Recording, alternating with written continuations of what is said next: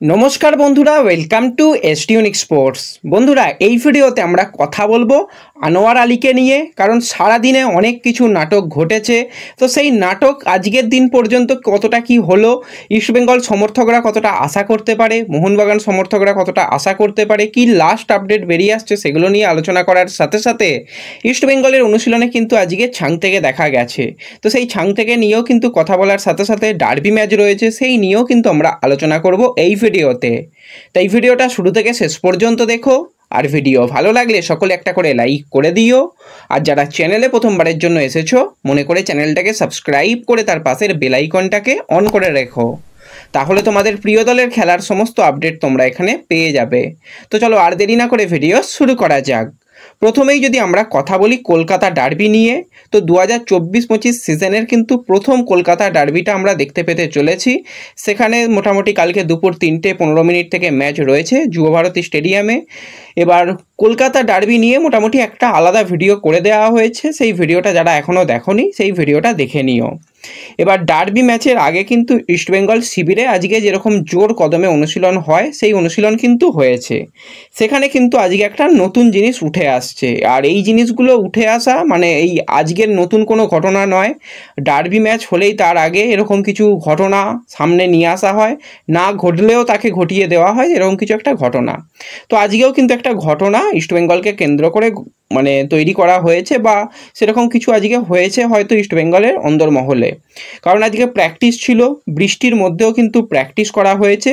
যাদের যেরকমভাবে ব্যবহার করা হবে কোচ সেইভাবেই কিন্তু তাদের ব্যবহার করেছে। সেই প্র্যাকটিসেই কিন্তু একটু ঝামেলা তৈরি হয়েছে শোনা যাচ্ছে, সেখানে কিন্তু আমানসিকে এবং জেসিনটিকে এই দুজনের মধ্যে নাকি একটু ঝামেলা, একটু হাতাহাতি। এবার দেখো, আমানসিকে আর জেসিনটিকে দুজনে খুব ভালো বন্ধু, হাতাহাতি করতে গেলে তারা মানে ওই ইয়ার্কি ঠাট্টা এইসবভাবেও তারা হাতাহাতি করতে পারে। সেটাকে নিয়ে এত সিরিয়াস ভেবে নেওয়ার মতন কিচ্ছু নেই। আমানসিকে বল পেলে জেসিনটিকে খোঁজে, আর জেসিনটিকে বল পেলেও কিন্তু আমানসিকে খোঁজে। দুজনের মধ্যে খুব ভালো বন্ধুত্ব রয়েছে, সেই নিয়ে কোনো রকম অসুবিধা নেই। তারপর নাকি কোনো একজন প্লেয়ার জার্সি খুলে ফেলেছিল। এবার কে জার্সি পরে প্র্যাকটিস করবে, কে জার্সি ছাড়া প্র্যাকটিস করবে, কে কিভাবে প্র্যাকটিস করবে সেটা তো কোচ ঠিক করবে। আর তারা ইয়ার্কি করছে না মারামারি করছে সেটাও তো মানে একদম সঠিকভাবে বলা হচ্ছে না। শুধু শুধু এই ডার্বির আগের দিন এরকম রটনাগুলো বাজারে চলতে থাকে, অনেকে এই নিয়ে জানতে চাইছিলে। তো এই ব্যাপারের কিন্তু কোনো রকম সত্যতা নেই আমার কাছে অন্তত। যা হয়েছে যা হচ্ছে সেটা কোনো ব্যাপারই নয়। কালকে ম্যাচ রয়েছে, ম্যাচের আগে যেরকম প্র্যাকটিস, যাকে যেখানে ব্যবহার করা, ইয়ার্কি ঠাট্টার মাধ্যমেই কিন্তু প্র্যাকটিস হয়েছে এবং খুব ভালো আজকে প্র্যাকটিস হয়েছে। ইস্টবেঙ্গলের কোচ কিন্তু সকল ইস্টবেঙ্গল সমর্থকদের মাঠে আসার আহ্বান জানিয়েছে। একটা ডার্বি ম্যাচ বড় ম্যাচ হতে চলেছে, আর বড় ম্যাচের গুরুত্ব কিন্তু সমান রয়েছে। অপরদিকে কিন্তু মোহনবাগান সুপার জায়েন্ট তারাও কিন্তু ভালো প্র্যাকটিস করেছে, সিনিয়র দলের বেশ কিছু ফুটবলারকে সেখানে দেখা গেছে। এবার যদি আমরা এই প্র্যাকটিস নিয়েই কথা বলি, তো আজকে ইস্টবেঙ্গলের প্র্যাকটিসে কিন্তু একজন নতুন মুখকে দেখতে পাওয়া গেছে, সেটা হচ্ছে ছাংটে। সেই ছাংটেকে একটুখানি তোমাদের বলে দিচ্ছি। মুম্বাই সিটি এফসির যে ছাংটে রয়েছে তারই কিন্তু ভাই এই ছাংটে। এই ছাংটের নাম হচ্ছে রামলানটুঙ্গা ছাংটে। তার বয়স বর্তমানে 23, একজন মিডফিল্ডারের প্লেয়ার। ওড়িশা এফসির ইউথ টিম, পরবর্তী সময় আন্ডার-18 টিমেও কিন্তু যুক্ত ছিল এবং রিজার্ভ টিমেও কিন্তু ওড়িশা এফসির সঙ্গে যুক্ত ছিল। তো বেশ কিছুদিন আগে সে মোহনবাগান সুপার জায়েন্টের ট্রায়ালেও গিয়েছিল, কিন্তু সেখানে তাকে নেওয়া হয়নি। আজকে ইস্টবেঙ্গলের ট্রায়ালে খুব ভালো ট্রায়াল দিয়েছে এটুকু শোনা যাচ্ছে। যদি কোচ মনে করে তো অবশ্যই কিন্তু এই রামলানটুঙ্গাকে নিতে পারে। আর ছাংটে যখন মুম্বাই সিটি এফসির হয়ে এই সিজনে চ্যাম্পিয়ন হলো, তখনও কিন্তু ছাংটের ভাইকে দেখা গিয়েছিল মাঠের মধ্যে। তো আজকে ইস্টবেঙ্গলের প্র্যাকটিসে কিন্তু খুব ভালো প্র্যাকটিস করেছে। যদি কোচ পছন্দ করে, যদি সব কিছু ঠিকঠাক থাকে, তাহলে কিন্তু এই ছাংটেকে কিন্তু আমরা ইস্টবেঙ্গলের জার্সি পরে সিএফএলে দেখতে পেতে চলেছি, এরকমটাই আপডেট বেরিয়ে আসছে।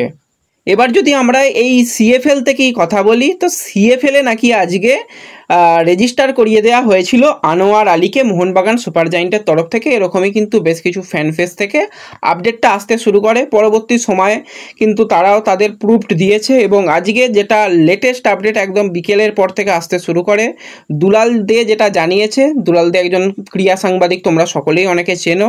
তো মোহনবাগান সুপার জায়েন্ট কিন্তু রেজিস্ট্রেশন করার জন্য অ্যাপ্লাই করেছিল, কিন্তু সেটা রিজেক্ট করে দেওয়া হয়েছে। রেজিস্ট্রেশন কিন্তু কমপ্লিট হয়নি, এরকমটাই কিন্তু কিন্তু দুলালবাবু জানিয়েছে। তো দেখা যাক এই ব্যাপার নিয়ে কি হয়। এবার আনোয়ার আলীকে নিয়ে কি অনেকেই জানতে চাইছিলে যে কি হলো। দেখো কালকে যেখান পর্যন্ত লাস্ট আপডেট, সেই লাস্ট আপডেটের পর থেকে কিন্তু আজকের দিনে দাঁড়িয়ে অফিসিয়াল কোনো বড় ট্রাস্টের মাধ্যম থেকে আপডেট আসেনি। এমনকি বড় কিছু মাধ্যম থেকে এটাই আপডেট এসেছে যে সে ইস্টবেঙ্গলে সাইন করে দিয়েছে। ইস্টবেঙ্গল তো কিছু একটা সাইন করিয়ে নিয়েছে, সেটা নিয়ে কোনো রকম চিন্তার ব্যাপার নেই। সেখানে রঞ্জিত বাজাজ ছিল, সে যুক্ত ছিল, এবং আনোয়ার আলী তো নিশ্চয়ই বাচ্চা ছেলে নয়, তাকে বলল এই সই করে দে, সে সই করে দিল, সেরকম নয়। সেও সমস্ত কিছু দিক ভেবে চিনতে সেও সই করেছে। তো এবার এই ব্যাপার নিয়ে অবশ্যই একটা সমস্যা তো তৈরি হবে। মোহনবাগান সুপার জায়েন্টের অ্যাডমিন পরপর 2 দিন কিন্তু আনোয়ার আলীকে নিয়ে মানে পোস্ট করে দিচ্ছে, তাতে কিন্তু মোহনবাগান সমর্থকরা আরও পরিমাণে এই ব্যাপারটাকে নিয়ে ইনভলভ হয়ে যাচ্ছে। তো এতটাও কিছু হয়নি, যা হবে অফিসিয়াল হবে, যা হবে আইন মেনে হবে, যা হবে সবার সামনে হবে। এই নিয়ে বারবার সেই আনোয়ার আলীকে আমার মনে হচ্ছে যেটা ছোট করা হচ্ছে, আর কোথাও গিয়ে একটা আনোয়ার আলীকে কিন্তু মানে টেনে নিচের দিকে নামানোর চেষ্টা করা হচ্ছে।